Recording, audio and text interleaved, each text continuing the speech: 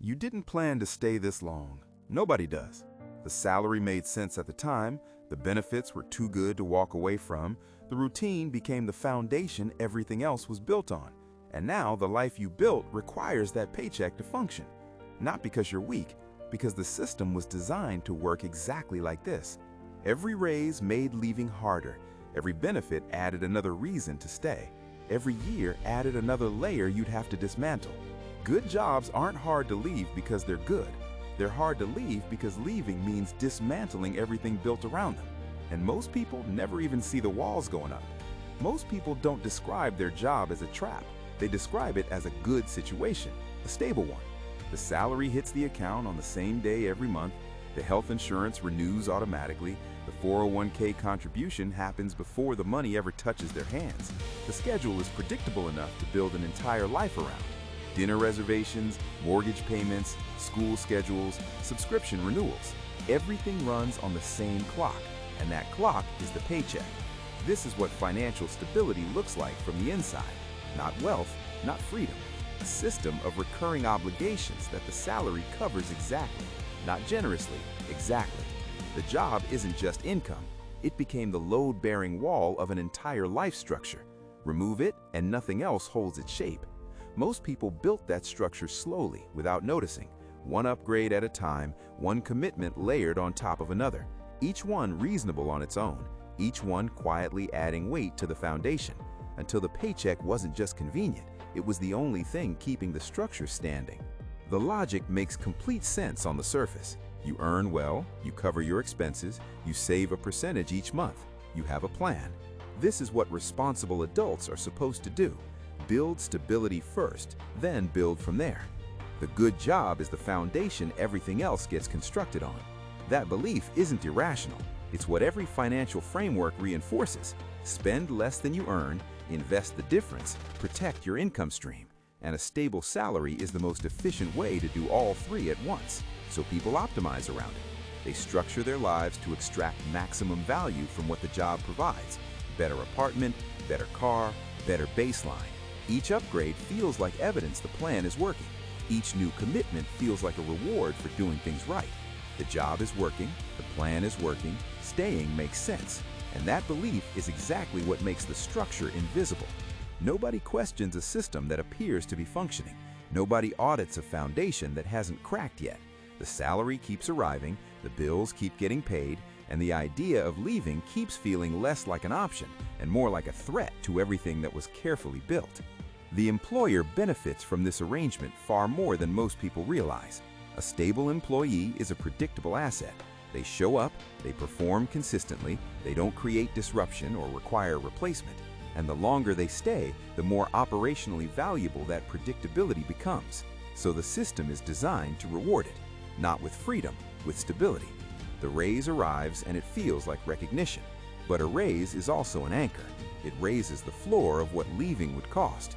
The promotion comes with a title and a salary increase, but it also comes with deeper integration, more visibility, and a set of responsibilities that don't transfer easily to another organization. Benefits improve with tenure, pension contributions increase, vacation days accumulate. Each reward is real. Each reward also makes the exit more expensive than the one before it. This isn't accidental. Predictable employees reduce operational risk. They lower recruitment costs. They carry institutional knowledge that takes years to rebuild. The system isn't rewarding loyalty out of generosity. It's rewarding loyalty because loyalty is operationally valuable and relatively cheap to maintain. Every benefit extended is a calculated investment in retention, and retention is just another word for reduced exit probability. The rewards feel personal. The mechanism is entirely structural. Here is what most people never calculate. Every time the salary increases, the lifestyle adjusts to meet it. Not always dramatically. Sometimes it's a slightly better apartment. Sometimes it's a car payment that now feels manageable on the new number.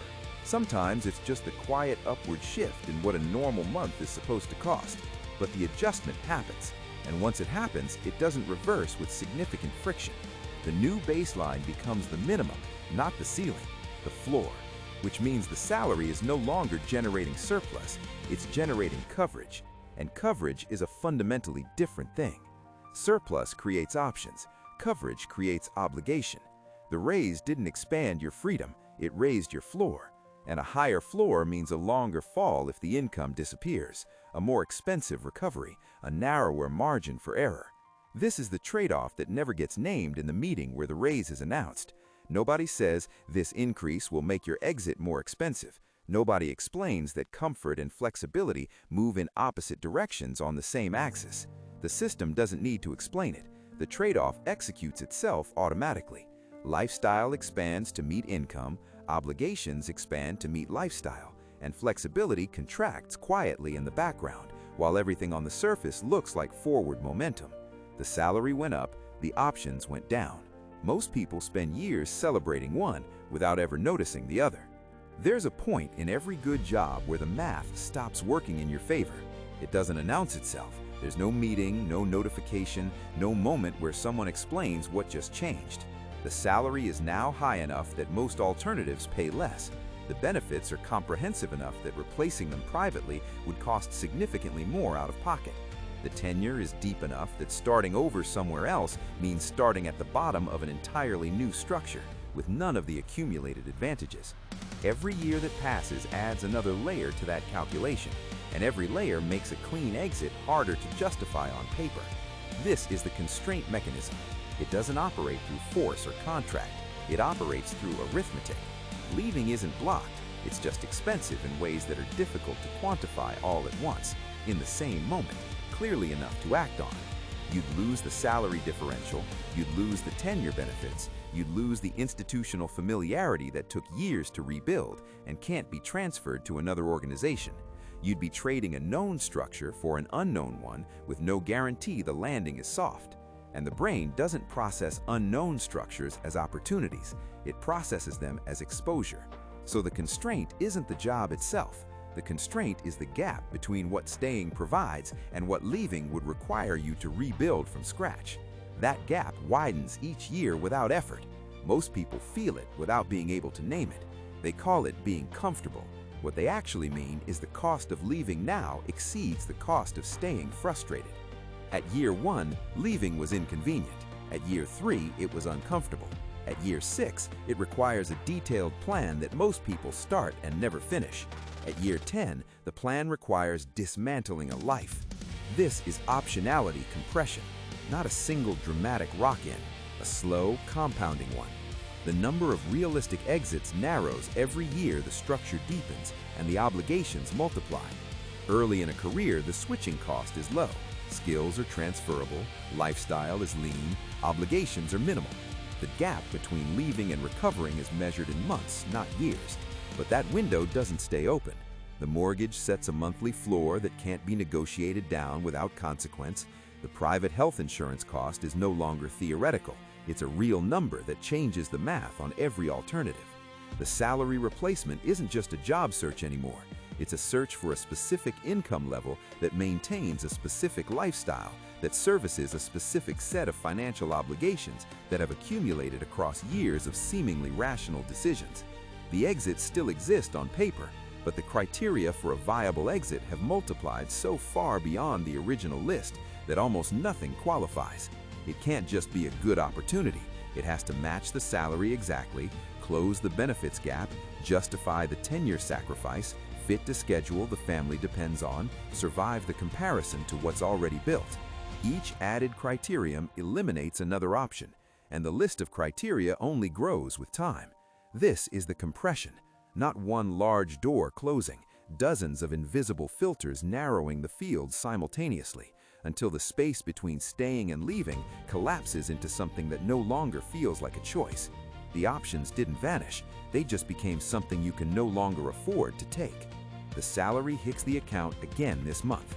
The benefits renewed without a single form to sign. The calendar is full through the end of the quarter, and somewhere in the background, the gap between where you are and where leaving would require you to be just got slightly wider. It does that every month, without announcement, without permission, without you having to do anything at all.